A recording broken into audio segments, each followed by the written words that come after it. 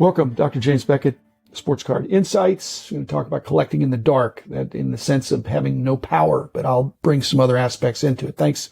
Sponsors, Topps, Panini, Upper Deck, Heritage Auctions, Huggins Scott Auctions, Mike Stadium Sports Cards, Burbank Sports Cards, ComC.com, Beckett Media, Beckett Grading, Beckett Authentication. I'm going to allude to the sponsors, each one of them, how they affected my particular situation of how I dealt as an advanced collector in the dark, no power, rolling blackouts that were unpredictable, some in the day, some in the night. For those of you who are wondering, it wound up making the virtual dinners that I had announced and scheduled postponed. I'm going to reschedule those later on after the coast is completely clear. We're still doing cleanup here. There is a wait list in case you want to be considered. These two are full, but there'll be next ones. And so if you're interested in the concept, just let me know by email, drjamesbeckett at gmail.com. So you've heard of cooking with gas. We could cook with gas because our gas still worked, even when the electricity was out.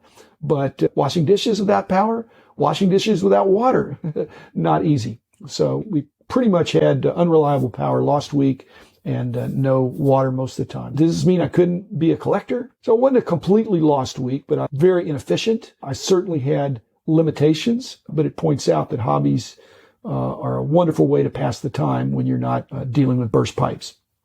I had a situation back, had to be 40 years ago, where I was trying to buy a collection and I went in and the guy behind the counter that had the cards was blind, and he was selling these cards, and he was a blind watch repairman in Toledo, Ohio. So I thought, this can't be real. Well, I watched him with his dexterity break apart these nice watches and repair them. Now, he did have an assistant who was his wife for the non-technical stuff. So when I gave him cash or whatever I did, she could say, now this is a $20 bill, not a $5 bill or whatever. But I just thought, if somebody had bad vision, how would they enjoy the hobby? I think it'd be very difficult. That's not the same as being in the dark and without power, but just reminded me that we've got 5 or 6 senses. Your ears, we needed our ears without the power because we heard rushing water, knowing that's a problem.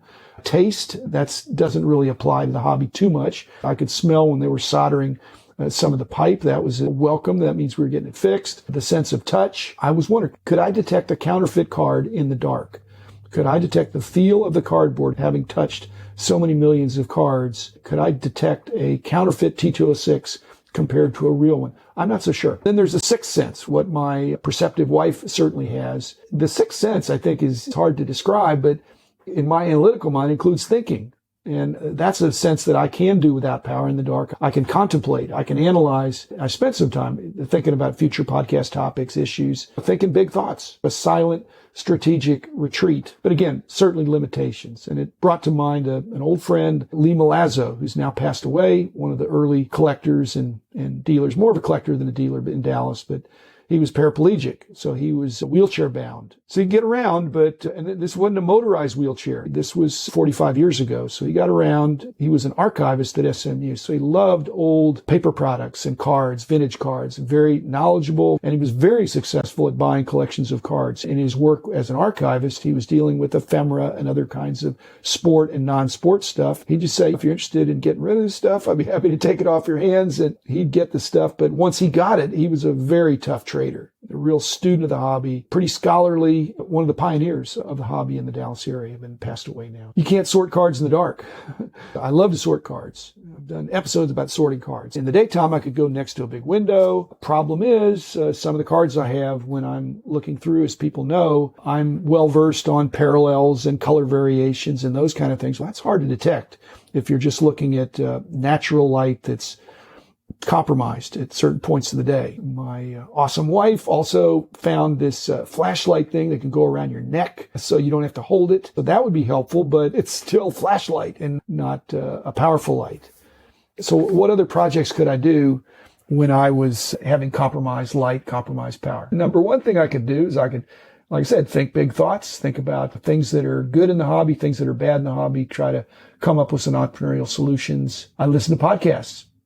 And just to go through the list of my sponsors, I can tell you that I spent time prepping my next BGS submission. I spent time on ComC because I could use my cellular iPad to monitor my account. I went through the Heritage Auctions and Huggins Scott upcoming auctions and contemplated what I might send there for submissions when I get ready to do that and what I might bid on next time. Then I sorted cards from Topps, Panini, and Upper Deck, obviously, and other manufacturers too. And I got an email from Rob Veras, and I listened to Mike Fruitman on Sports Cards Live. So still staying in touch with my sponsors.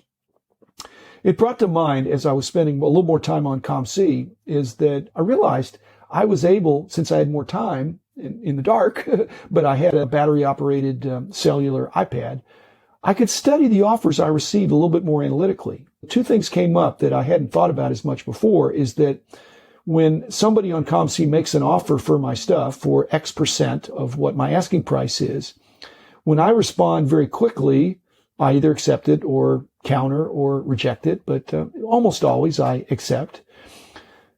But if I don't accept it, I don't know if I have this reputation now, but now I think these people making offers, they get nervous if I don't do anything. I was busy, so I didn't do anything for 24 hours. And some people think if you don't respond to the offer immediately, you're thinking about raising your price or you're doing something. So I've had a number of them jump in and think, okay, I better just pay full price. So that is a strategy I hadn't thought about. And because I do have the strategy, I don't want to be recognized as accepting all offers regardless. So when I get an offer, if it seems reasonable for that card and its scarcity, generally I'll accept it. But sometimes I find that I mispriced the item, or I priced it so long ago that the price is no longer appropriate. It's really not worth it. But why people don't grab it? By making an offer, they're pointing out to me that already what is a great deal, they want to get an even better deal. To me, I have the opportunity to reprice it if they make an offer because it's a mistake that I'm correcting. Finally, I know I said yesterday that this was the coldest I'd ever been inside, not outside, but inside. And I think I misstated on that. There was the blizzard of 1978 in Bowling Green, and actually 6 people died, so very serious. It was the confluence of snow and cold and wind on that very flat part of America. So there were huge drifts above doorways that were blocking doors. People couldn't get in or out of their houses and apartments. I was on the second floor. You'd think that would be good because heat rises, but there was no heat to rise. I was single. I was a professor. I had a 2-bedroom apartment. My second bedroom contained my cards, and I had a very nice collection at that point. I made the mistake the second evening when I was so cold, I turned on my gas oven because I did have gas. That was a mistake because with everything closed up, it didn't take long for the gas to carbon monoxide. But I was groggy and I turned it off and just threw a 4th blanket on. But my collection back in those days was, just to give you a reference point, was pretty complete in baseball. This was January of 78. I had pretty much all the Topps and Bowman baseball cards and play balls and Gaudies. I didn't have a complete set of T206s, but I had some of those and some of these other more obscure things, a lot of regionals, hot dog cards, post cereal, all that stuff.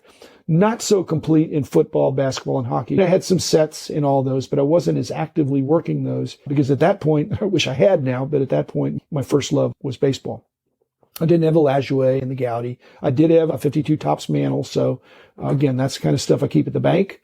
But what I did is at that point, right around in there, I embarked on, which I only did for a few years, on trying to get autograph sets and to do it, to piece them together. So I started sending off autographs. I'd been doing that, requesting autographs to the mail.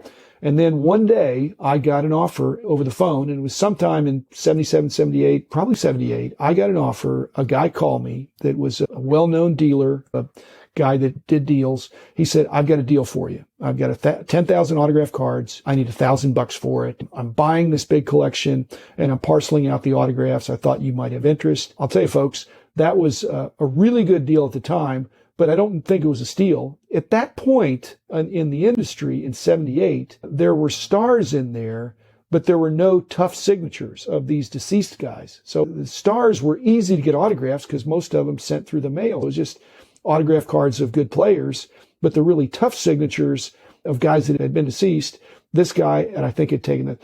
But again, the sports card insight, if somebody offers you a really good deal, you need to take it for two reasons. Number one, it's a really good deal. And number two, people quit offering you deals if you don't take them. So there wasn't a long list of people that were going to stroke $1,000 in that day, but I was a single professor. And so I said, I'll send you a check. And so again, I think our trust was such that I sent him the check while he was sending me the cards. And it was great. Again, some of them were really easy autographs. It's still 10,000 cards that are autographed. I still have some of them because there was a lot of duplication, again, over the phone. He explained it all to me. There wasn't any way to email or give a list. And I just trusted him. He trusted me. We did it. So isn't this a great hobby? I'm thankful that we have power now. I'm thankful that I have good vision, that I have a good sight, and that I can enjoy the visual aspects of the hobby. And that we live in a part of the world that has really reliable power 99.9% of the time. But of course, it was the 0.01% of the time where we got caught this past week. Just say, be grateful that you're alive right now. It's a really exciting time to be in this hobby. Last week, notwithstanding, very blessed to be a collector and to be safe and warm and have a collection that I really enjoy.